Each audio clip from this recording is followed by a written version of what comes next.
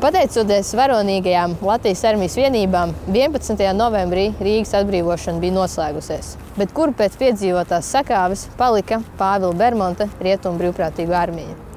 Pēc Pārdaugavas atbrīvošanas operācijas noslēguma Rietumu brīvprātīgo armija bija spiesta atkāpties uz Jelgavu, kur atradās tās štābs.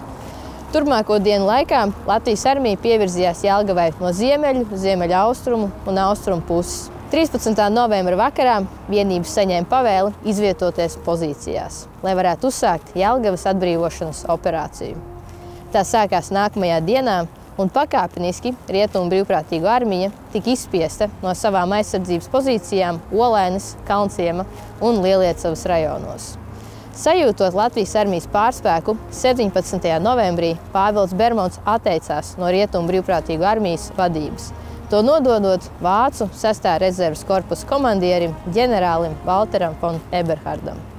Nākamajā dienā ģenerālis uzsāka plaša mēroga pretuzbrukumu, pēc kura nosūtīja pamieru piedāvājumu Latvijas valdībai.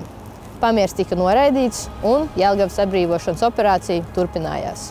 21. novembra rītā Latvijas armijas pulki bija sasnieguši pilsētas robežas. Uzbrukumu sarežģīja tiltu šķērsošana, kuru nosedza spēcīga ienaidnieku uguns. Tādēļ 6. Rīgas kājnieku pulka karavīri Lielupi šķērsoja pa ledu netālu no dzelzceļa stacijas. Pakāpeniski pāri Lielupei esošie tilti nonāca Latvijas armijas kontrolē, un arvien vairāk vienību varēja ienākt pilsētā, kas piespieda Rietumu brīvprātīgo armiju atkāpties Lietuvas virzienā.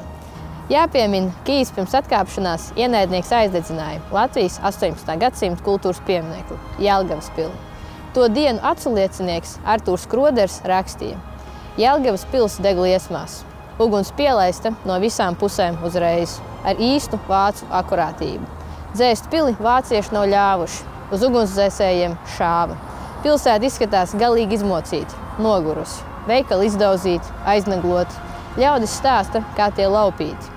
Nodedzināta tika arī 18. gadsimta otrajā pusē celtā akadēmija Petrina, jeb Kurzemes hercoga Pētera akadēmija, kurā tobrīd atradās klasiskā ģimnāzija. Neskatoties uz visu piedzīvoto, 21. novembra vakarā Jelgava bija pilnīgā Latvijas armijas kontrolē. Līdz ar to varēja uzskatīt Jelgavas atbrīvošanu par noslēgtu.